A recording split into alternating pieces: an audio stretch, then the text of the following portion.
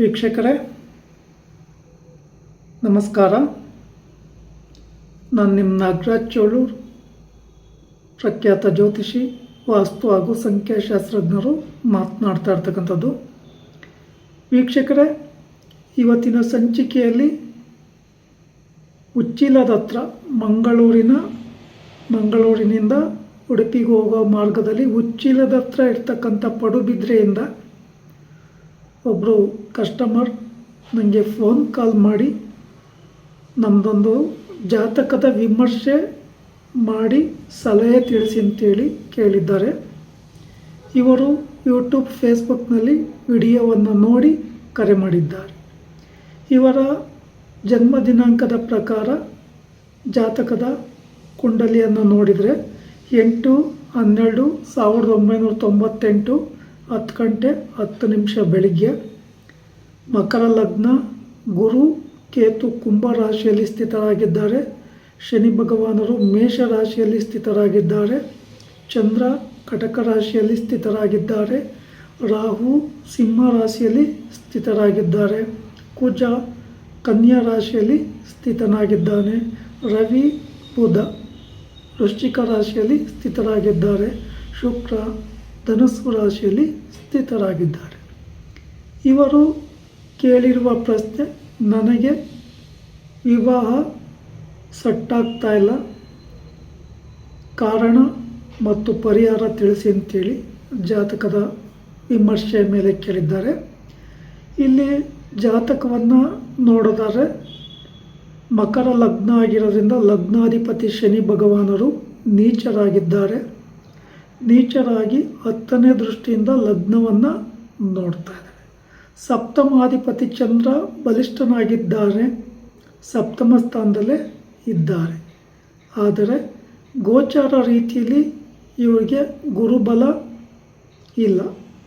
ಮಿಥುನ ರಾಶಿಯಲ್ಲಿ ಗುರುಸ್ಥಿತನಾಗಿರೋದ್ರಿಂದ ಇನ್ನೂ ಇವ್ರಿಗೆ ಗುರುಬಲ ಬರೋದು ತುಂಬ ಲೇಟು, 1.5 ವರ್ಷ ಕಳಿಬೇಕಾಗುತ್ತೆ.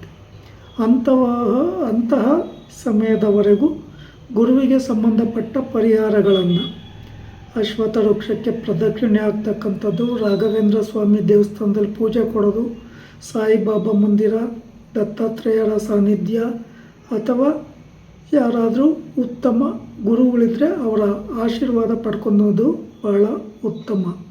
ಹಾಗೆ ಗುರುಚರಿತ್ರೆ ಪಾರಾಯಣ ಮಾಡ್ತಕ್ಕಂಥದ್ರಿಂದಲೂ ಗುರುಬಲದ ನೆಗೆಟಿವ್ ಸ್ವಲ್ಪ ಕಡಿಮೆ ಆಗುತ್ತೆ. ಈಗ ಈ ಕಟಕ ರಾಶಿಗೆ ಅಷ್ಟಮದಲ್ಲಿ ರಾಹು ಕೇತು ಇದ್ದು, ಇವರ ಜಾತಕದ ಪ್ರಕಾರವು ರಾಹು ಕೇತು ಇರುವ ಸ್ಥಿತಿಯಲ್ಲೇ ಇದ್ದಾರೆ. ಆದ್ದರಿಂದ ಇವರು ಶ್ರೀ ಕ್ಷೇತ್ರ ಕುಕ್ಕೆ ಸುಬ್ರಹ್ಮಣ್ಯ ಕ್ಷೇತ್ರದಲ್ಲಿ ಸರ್ಪ ಸಂಸ್ಕಾರ ಶಾಂತಿ ಹೋಮ, ಆಶ್ಲೇಷ ಬಲಿ, ನಾಗಪ್ರತಿಷ್ಠೆಯನ್ನು ಮಾಡಿಸ್ತಕ್ಕಂಥದ್ದು ಬಹಳ ಒಳ್ಳೆಯದು. ಅಥವಾ ಈ ಪರಿಹಾರವನ್ನು ಶ್ರದ್ಧಾಭಕ್ತಿಯಿಂದ ಮಾಡಿಸ್ಬೇಕಾಗುತ್ತೆ. ಅನಂತರ ಇವರು ಹತ್ತಿರದ ನಾಗನ ಸಾನ್ನಿಧ್ಯಗಳಲ್ಲಿ ಮಂಗಳವಾರ, ಷಷ್ಠಿ, ಪಂಚಮಿ ಅಥವಾ ಆಶ್ಲೇಷ ನಕ್ಷತ್ರ ಅಥವಾ ಅಮಾವಾಸ್ಯೆ ಪೌರ್ಣಮಿಗಳಿರ್ತಕ್ಕಂಥ ದಿನಗಳಲ್ಲಿ ಪೂಜೆ ಕೊಟ್ಟು ಪೂಜೆ ಮಾಡಿಸೋದ್ರಿಂದಲೂ ನೆಗೆಟಿವಿಟಿ ಕಡಿಮೆ ಆಗುತ್ತೆ. ಸುಬ್ರಹ್ಮಣ್ಯ ದೇವಸ್ಥಾನದಲ್ಲಿಯೂ ಸಹ ಪೂಜೆಯನ್ನು ಕೊಡೋದು ಬಹಳ ಉತ್ತಮ. ಹಾಗೆ ಈ ನಾಗದೋಷದ ಪ್ರಭಾವ ಈ ವರ್ಷದ ಅಂತ್ಯದವರೆಗೂ ಇರೋದ್ರಿಂದ ವಿವಾಹಕ್ಕೆ ಅಡ್ಡಿ ಆತಂಕಗಳು ಜಾಸ್ತಿ ಬರ್ತವೆ. ಇನ್ನು ಕುಜ ವಿಶೇಷವಾಗಿ ನೋಡಿದರೆ ಶತ್ರು ಸ್ಥಾನದಲ್ಲಿ ಇರ್ತಕ್ಕಂಥದ್ದು ಅಷ್ಟೊಂದು ಉತ್ತಮ ಅಲ್ಲ. ಕೇಂದ್ರಾಧಿಪತಿಯಾದಂಥ ಕುಜ ಶತ್ರು ಸ್ಥಾನದಲ್ಲಿ ಇದ್ದಾರೆ. ಇಲ್ಲಿ ಲಗ್ನಕ್ಕೆ ಗುರುವಿನ ದೃಷ್ಟಿ ಇಲ್ಲ.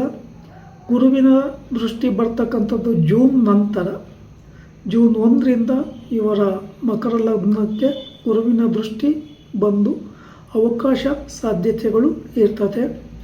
ಅಥವಾ ಜನ್ಮ ರಾಶಿಗೆ ಮುಂದಿನ ವರ್ಷದ ಜೂನ್ ನಂತರ ಗುರುಬಲ ಬರೋದ್ರಿಂದ ಶ್ರದ್ಧಾ ಭಕ್ತಿಯಿಂದ ಪರಿಹಾರಗಳನ್ನು ಮಾಡ್ಕೋಬೇಕಾಗುತ್ತೆ.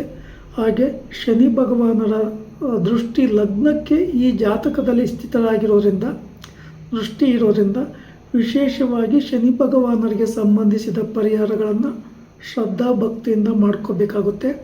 ಶನಿವಾರ ಕಪ್ಪು ನೀಲಿ ಬಣ್ಣದ ವಸ್ತ್ರಗಳ ಧಾರಣೆ ಉತ್ತಮ ಅಲ್ಲ. ಶನಿ ಭಗವಾನರಿಗೆ ಎಳ್ಳೆಣ್ಣೆ ಅಭಿಷೇಕ ಮಾಡಿಸ್ತಕ್ಕಂಥದ್ದು, ಎಳಬತ್ತಿ ದೀಪ ಹಚ್ಚತಕ್ಕಂಥದ್ದು, ಬನ್ನಿಪತ್ರೆ ಬಿಲ್ವಪತ್ರೆಗಳನ್ನು ಅರ್ಪಣೆ ಮಾಡಿ 8 ಸುತ್ತು ಶನಿದೇವರ ದೇವಸ್ಥಾನಕ್ಕೆ ಪ್ರದಕ್ಷಿಣೆ ಹಾಕಿ ಪೂಜೆ ಕೊಡೋದು ಒಳ್ಳೆಯದು. ಶನಿವಾರಗಳಂದು ಕಟಿಂಗ್ ಶೇವಿಂಗ್ ಎಲ್ಲ ಮಾಡಿಸ್ಬಾರ್ದು. ಹಾಗೆ ಹೊಸ ವ್ಯಾಪಾರ ವ್ಯವಹಾರಗಳಿಗೆ ಉತ್ತಮವಾದಂಥ ದಿನ ಆಗಿರಲ್ಲ. ಇಲ್ಲಿ ಈ ಜಾತಕರಿಗೆ ವಿಶೇಷವಾಗಿ ಪಾಸಿಟಿವನ್ನು ಯಾವುದೂ ಕೊಡ್ತಾ ಇಲ್ಲ. ಶನಿ ಭಗವಾನರು ಲಗ್ನಾಧಿಪತಿಯಾಗಿ ನೀಚರಾಗಿ ಇರೋದರಿಂದ ಇವರು ಮಗು ಆಗಿದ್ದಾಗ ಶನಿ ಭಗವಾನರಿಗೆ ತುಲಾಭಾರ ಸೇವೆಯನ್ನು, ಕಪ್ಪು ಎಳ್ಳಿನ ತುಲಾಭಾರ ಸೇವೆಯನ್ನು ಕೊಡಬೇಕಾಗಿತ್ತು. ಆ ಸಂದರ್ಭದಲ್ಲಿ ಯಾರೂ ತಿಳಿಸಿಲ್ಲ ಅಂತ ಹೇಳಿದರು. ಹಾಗಾಗಿ ಈಗ 8 ಶನಿವಾರಗಳ ಕಾಲ 800 ಗ್ರಾಂ ಕಪ್ಪು ಎಳ್ಳನ್ನು ಪೂಜಾ ಸಾಮಗ್ರಿಗಳೊಂದಿಗೆ ದೇವಸ್ಥಾನಕ್ಕೆ ಕೊಟ್ಟು ಶ್ರದ್ಧಾ ಭಕ್ತಿಯಿಂದ ಪೂಜೆ ಮಾಡಿಸಿ ಅಂತೇಳಿ ಸಲಹೆಯನ್ನು ಕೊಟ್ಟಿದ್ದೇನೆ.